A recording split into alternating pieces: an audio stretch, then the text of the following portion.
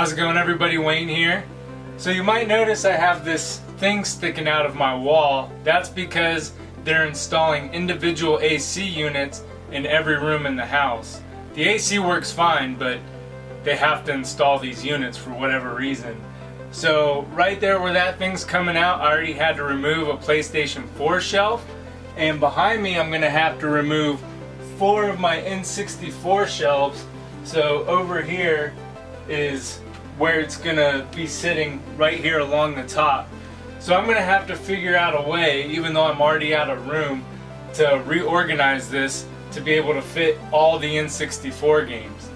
And what about all the other games I have? You know, like NES, Super NES. What about the next Quest?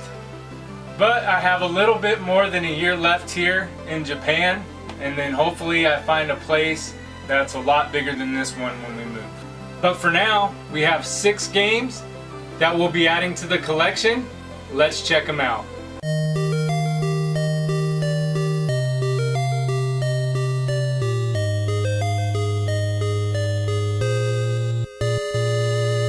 And the first game we have up is Starcraft 64, and this one actually came with the strategy guide. Starcraft 64 was developed by Blizzard and published by Nintendo. It released for the N64 in 2000. Starcraft is a real-time strategy game. You'll take control of an army and complete various missions. In some missions, you'll have to take over enemy bases. In other missions, you'll have to defend your base. The game is a lot like Command & Conquer. You'll start off with a small base, and you're required to collect minerals and gas to build buildings. The more resources you collect, the bigger you can build your base and army. As you progress through the game, more buildings and troops become available to build. You can also research weapons and defenses and make them stronger. This is one of those games where you can spend hours on it and lose track of time. The controls are surprisingly good and well laid out. When you get in a pinch, you can select all the troops on the screen simply by hitting the R button. Hitting the R and Z button will bring up a build menu. The graphics are pretty blurry, and it's hard to make things out. And the game does experience some tremendous slowdown at times. That being said, StarCraft is still highly playable and really fun. It's worth checking out if you're into RTS games. StarCraft is game number 228 for the collection, and it cost me $149 shipped with the strategy guide. And that brings our total up to $10,738 for the N64 library. Next up, a racing game, F-Zero X. F-Zero X was developed and published by Nintendo, releasing for the N64 in 1998. F-Zero is a futuristic racing game. You start off selecting one of many ships. You can adjust your ship to have more acceleration or more power. In Grand Prix mode, you'll race laps and try to take first place.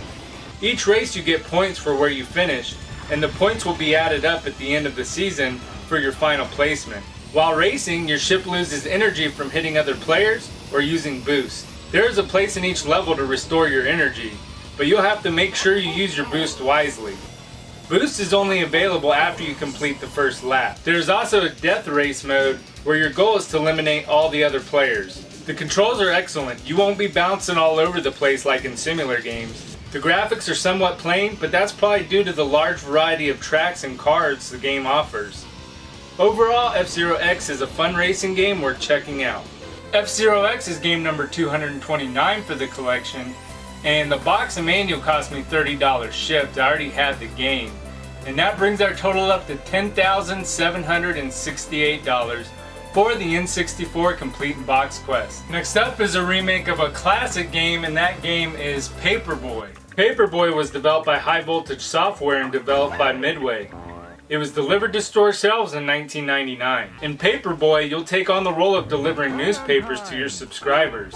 It's the same concept as the NES version and the arcade version of the game. I started the game off in training mode to learn the controls and abilities of the Paperboy. The first thing I noticed is how slow and clunky the Paperboy handled. As I got over the clunkiness, I got a feel for the rest of the controls. I found that aiming and throwing newspapers was incredibly easy, almost too easy. A sigh of relief from the NES version of the game. Paperboy can also do jumps and tricks, which adds some value to the gameplay. While playing the actual game, the controls didn't get any better. The game takes over the controls and makes you follow certain routes. In some cases, it forces you into enemies. Here you can see I'm clearly trying to turn left while being forced to the right. It was cool to see some of the enemies with enhanced graphics from the NES version, such as the trike and remote control cars. One thing the game is missing is the classic version of the game. They should have included the NES version with the game. Overall, Paperboy is a little too easy, making it boring. The controls are clunky, and it's just not as fun as the original. There are some fans of this game though, so it's worth checking out for yourself. Paperboy is game number 230 for the collection, and it cost me $30 when I was game hunting in the States. And that brings our total up to $10,798 for the collection. Up next we have Shadowgate 64, Trials of the Four Towers. Shadowgate was developed by Infinite Ventures and published by Kimco. It released for the N64 in 1999. Shadowgate is a puzzle RPG game. You play the game in a first-person view, and you have to find objects and clues to help you advance through the game. You start off in a jail cell after being captured by bandits and thieves. You escape by finding a trap door and going down into the sewer and finding your way to your first tower. Some of the clues are not obvious and can make you get stuck at parts for a while. The game moves extremely slow. The graphics are blurry and mashed together as well. Sometimes it's even difficult to see important items that you need to pick up to advance. With that being said, I actually did find the game to be somewhat fun. The puzzles were interesting, and the humor in the game will give you a good chuckle. Overall, Shadowgate lacks in many ways. However, if you can get over its downfalls, it's an interesting game. It's worth giving a shot if you like puzzle RPG games, and if you can find it for a good price. Shadowgate is game number 231 for the collection, and it cost me $60 shipped, bringing our total up to $10,858 for the collection. Next up is the final Bomberman game we needed, and that game is Bomberman Hero. Bomberman Hero was developed by Hudson Soft and published by Nintendo. It released for the N64 in 1998. Bomberman Hero is a platforming game for the 64.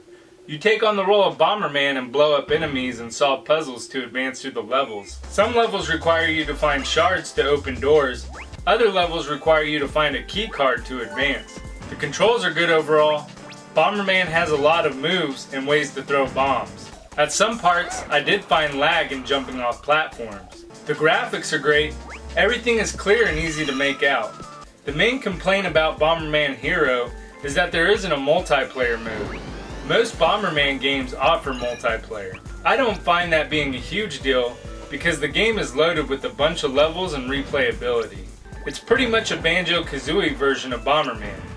If you like platforming games for the 64, Bomberman Hero is worth checking out. Bomberman Hero is game number 232 for the collection, and it cost me $46 shipped, bringing our total up to $10,904 for the N64 Complete in Box Quest. And the last game we have today is fairly uncommon, and that game is International Track and Field 2000. International Track and Field 2K was developed and published by Konami, releasing for the N64 in 2000. Track and Field 2000 is an Olympic type game where you can compete in all kinds of events from long jumps to javelin throws. In Track and Field 2000, you'll be doing one of two things. You'll either be mashing the C left and C right buttons or hitting the Z button at a certain time in the game.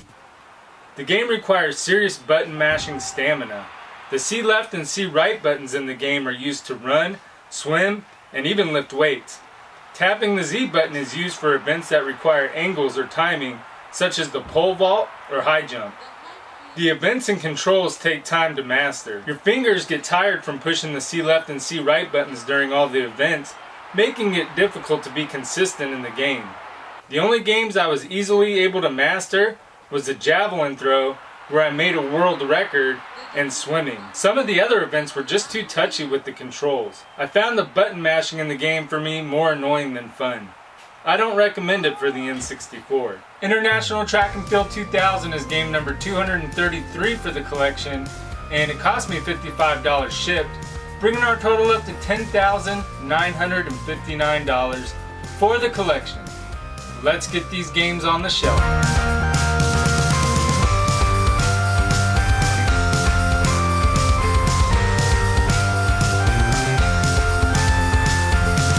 Now I'm about to go record a game hunting episode.